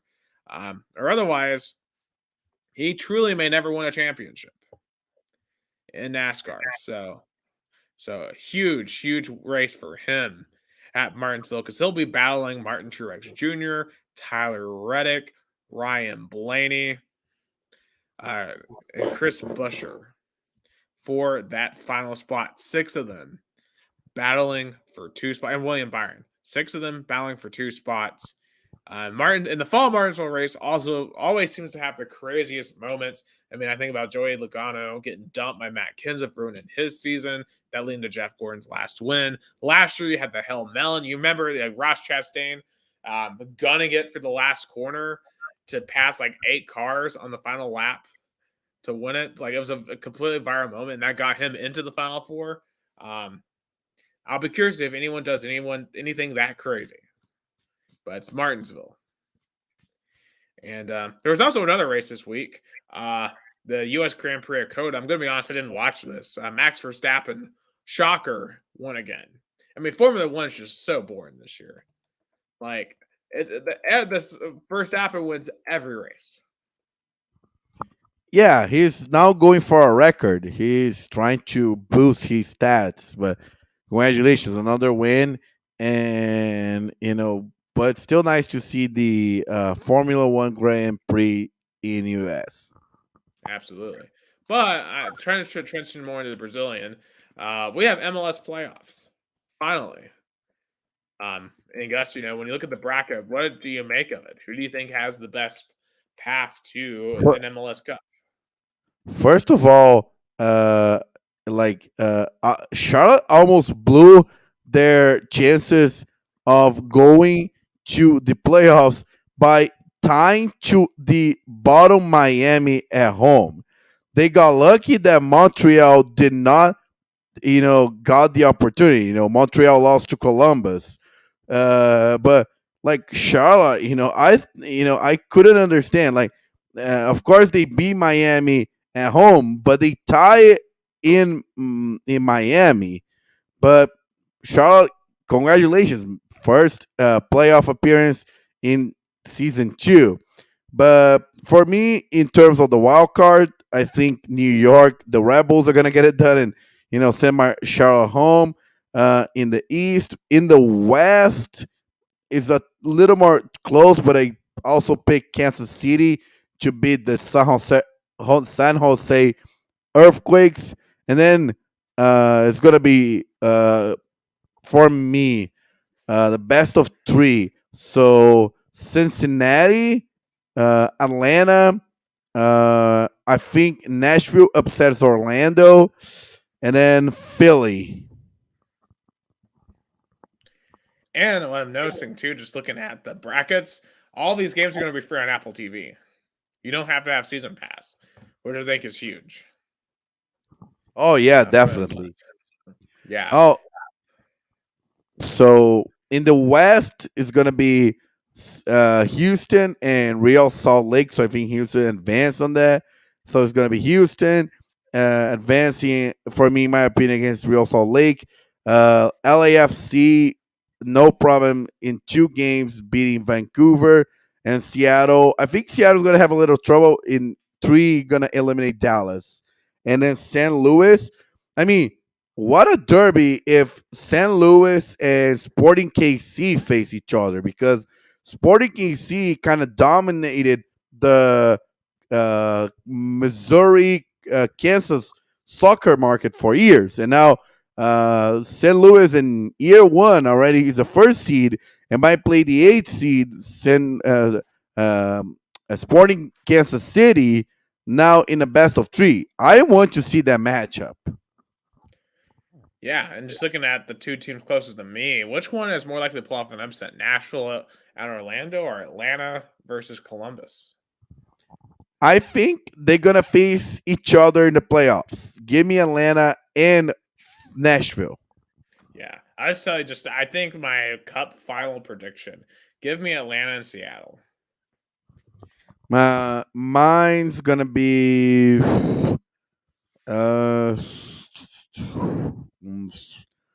hard to pick. Give me LAFC and New England Revolution. Absolutely. So hopefully I'll have to catch some of that on as the MLS Cup spirals on. But what is going on down in Brazil? Yeah, in Brazil, in Brazilian soccer, it's the week. First of all, I don't know if you knew, Nick, but did you knew that the Pan American Games are happening? I did not. Yeah, and US is leading the medal count. Yes, the Wow. US has 51 gold medals, 28 silvers, and 30 bronze. So it's 109. So US is, is dominating the Pan American Games. Mexico second, Canada third, Brazil fourth. I was expecting a little bit more from Brazil, but US dominating the Pan American Games. That is awesome to hear. So definitely hope we keep on dominating. But the question I have to ask on the Brazilian side, Santos, how do you lose a game 7-1 to International? By first of all, they played their backup goalkeeper Vladimir, which Santos fans thought he's a little bit chubby and slower. But Santos are realizing their team is bad because they they got a little bit delusional when they had a 3-game winning streak, with their interim head coach, and they thought, oh, we're good, we're gonna get it safe from relegation.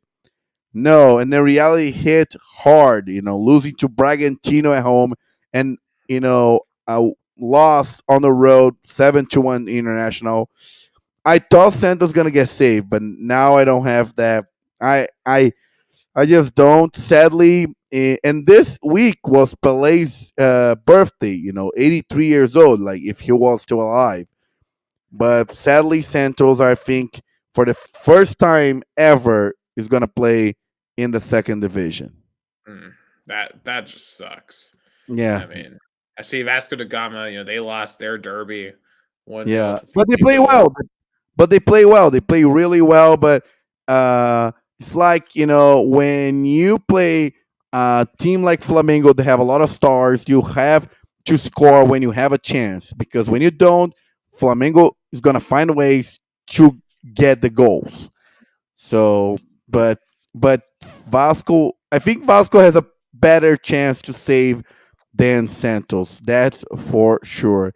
Palmeiras in a crisis, even though they won, there was protest in front of Palmeiras Stadium. Fans are upset. They won the president Leila Pereira out. But for me, the team that is most disappointing overall is Corinthians. Even though they're not in the relegation zone yet, they're playing terribly, terribly. I was there at Corinthians Stadium on Sunday. Corinthians couldn't, pass correctly, kick correctly, make a offensive play correctly. They were losing 1-0 to the to the bottom team, to the last place, America Mineiro, and they somehow found a goal in the last play of the game to tie. But it was the most undeserving tie I ever saw. Like America Mineiro deserved the win, and Corinthians, I don't know.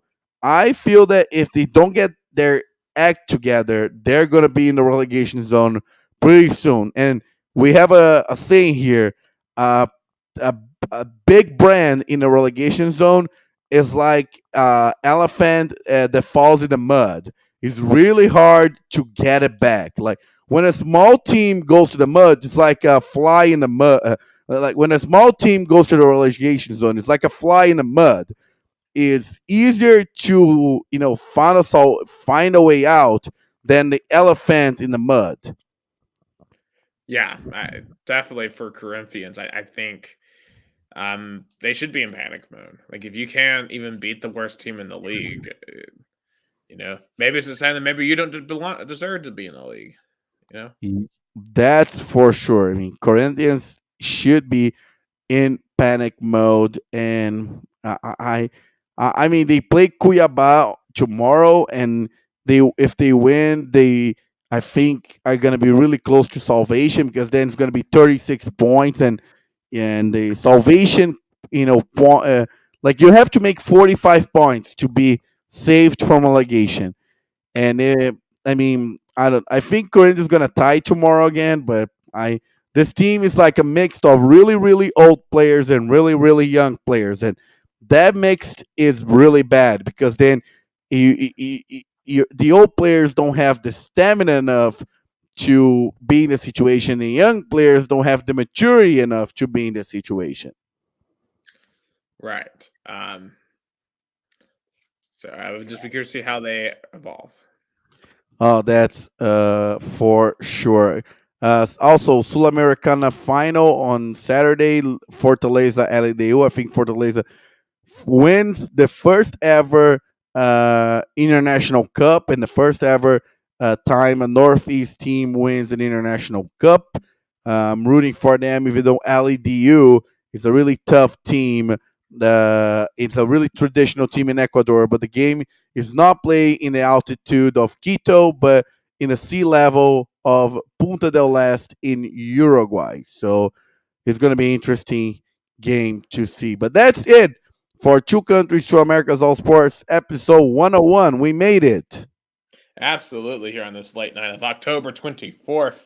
The next one, I guess, will be a little bit spookier on Halloween week. But for Gustavo Tomazeli, I'm Nick Hill. You've been listening to the only sports podcast that's both Brazilian and American in nature.